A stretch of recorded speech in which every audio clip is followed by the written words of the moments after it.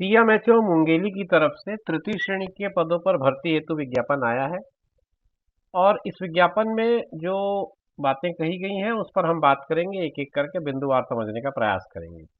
दोस्तों नमस्कार, आप देख रहे हैं जीरो पीरियड। जीरो पीरियड में आज जो विज्ञापन है वो तृतीय श्रेणी के पदों पर मुंगेली सीएमएचओ के द्वारा विज्ञापित किया गया है। आइए देखते हैं इस विज्ञापन में कौन कौन से पदों पर आवेदन मंगाए गए हैं और क्या तरीका होगा इसका।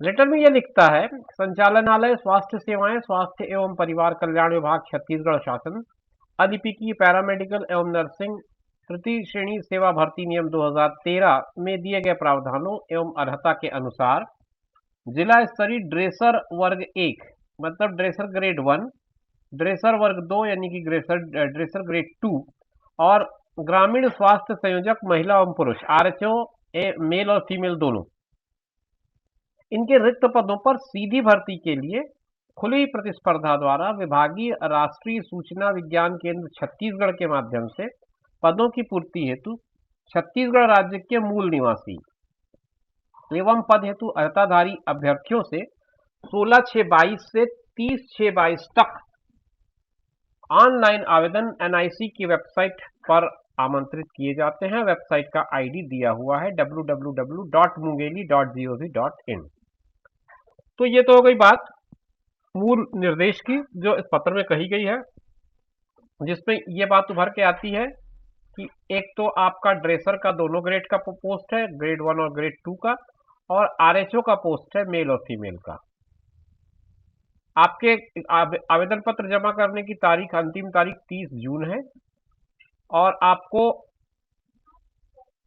आवेदन जो करना है उसका जो आईडी है वो ये है mungeli.gov.in। ऑनलाइन आवेदन करना है। पदों की संख्या और आवश्यक योग्यता, इस पर हम आगे बात करते हैं।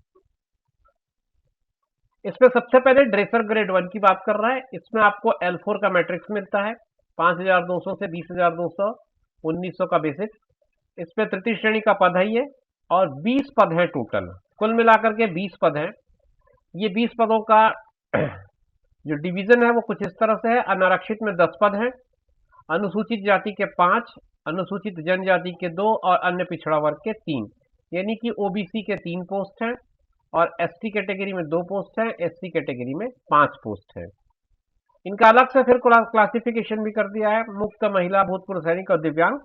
आप इस पीडीएफ को देखकर उसको समझ सकते हैं कि कितने कितने पोस्ट इसमें अलग अलग सेग्रीगेट किया गया है।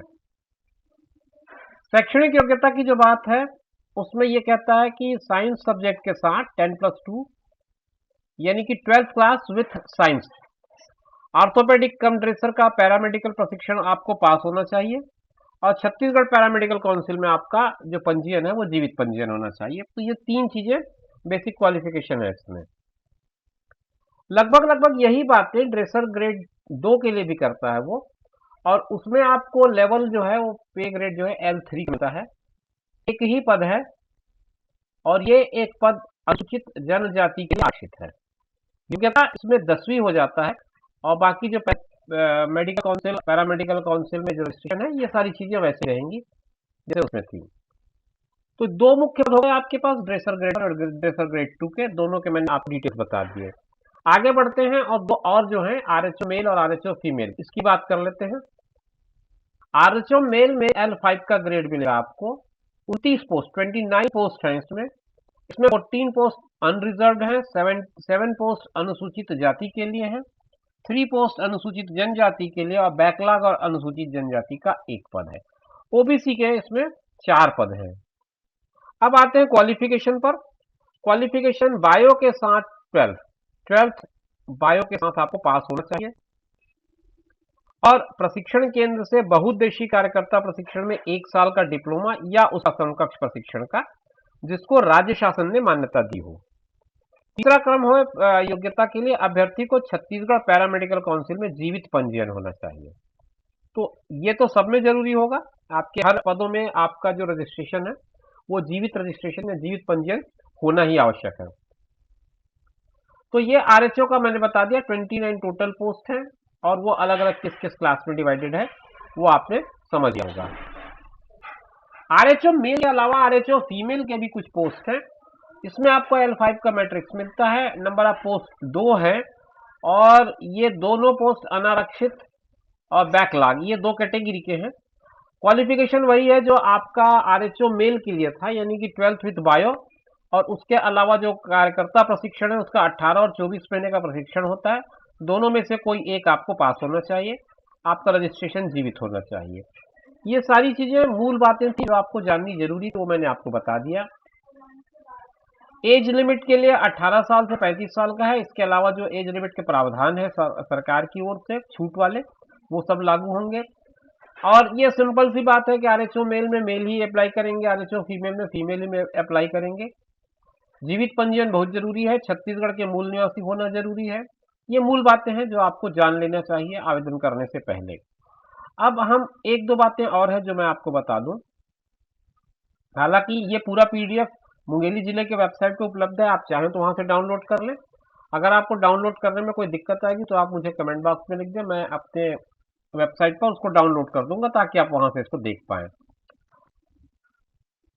एक दो और बातें हैं जो मैं आपको बताना चाह रहा था, वो मैं देख लेता हूं। सिलेक्शन का क्राइटेरिया, सिलेक्शन का जो क्राइटेरिया होगा उसमें आपको यह कहता है कि तकनीकी योग्यता का 85%, यानी 12वीं के लिए 50% और तकनीकी के लिए 35%। शैक्षणिक और तकनीकी दोनों मिलाकर के 85% होता है। और 15 अंक अनुभव के होंगे, जिसका क्राइटेरिया ये है कि 3 अंक हर एक साल के लिए, और 5 साल तक अगर आपने काम किया हो तो 3 इंटू 5, तो 15 अंक उसके हो जाते हैं। अब आप ये समझिए कि अगर आपने 5 साल से ज्यादा का कोई एक्सपीरियंस कर रखा है तो भी आपको 15 अंक ही मिल पाएंगे, इसमें मैक्सिमम आपको 50 मार्क्स मिलना है।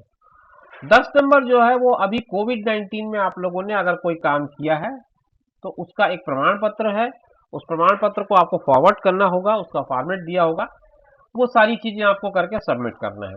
तो 85 प्लस 15 ये क्राइटेरिया होगा आपको किस तरह से सिलेक्शन करना है उसको समझने का। एक और बात जो मैं आपको बताना चाह रहा था कि भर्ती के संबंध में सारी जानकारियां, सारी चीजें आपको इस वेबसाइट के माध्यम से मिलेंगी। आप इस वेबसाइट पर नजर बनाए रखें। इसके लिए किसी तरह का कोई पत्राचार नहीं किया जाएगा, ऑनलाइन आवेदन ही मान्य की जाएंगे, ऑफलाइन किसी तरह का कोई आवेदन स्वीकार नहीं किया जाएगा। तो आप इस वेबसाइट पे वॉच रखिए, अगर आप इसमें आवेदन कर रहे हैं तो, या इनकी कोई जानकारी समझना चाहते हैं तो ये कुछ चीजें थी जो आपके लिए बहुत जरूरी थी। लास्ट डेट मैंने आपको बता ही दिया है। जैसा मैंने एक बात और बताया कि अनुभव के प्रमाण पत्र का एक फॉर्मेट है जो आपको सबमिट करना होगा, अगर आपने कोई एक्सपीरियंस ले रखा है तो वो ये फॉर्मेट है। इस फॉर्मेट में आपको सबमिट करना है, तो आप इस फॉर्मेट का उपयोग कर सकते हैं डाउनलोड करके, फिर इसको अपने CMHO से फॉरवर्ड करा करके, साइन करा करके, सीधी साइन लगाकर सबमिट कर दें। तो दोस्तों ये थी जानकारी CMHO मुंगेली की तरफ से जो दी गई थी। उम्मीद करता हूँ जानकारी स्पष्ट होगी। किसी तरह का कोई बात आप समझना चाहें पीडीएफ में से तो आप कमेंट लिख दीजिएगा, मैं अपने वेबसाइट पर और टेलीग्राम चैनल पर डाल दूंगा, आप वहां से डाउनलोड कर लेंगे, अन्यथा जिले की वेबसाइट पर वो उपलब्ध है। मिलेंगे किसी नई जानकारी में आपके साथ फिर, तब तक इंतजार करिए। अपना ख्याल रखिए और उनका ख्याल रखिए जो आपका ख्याल रखते हैं। धन्यवाद।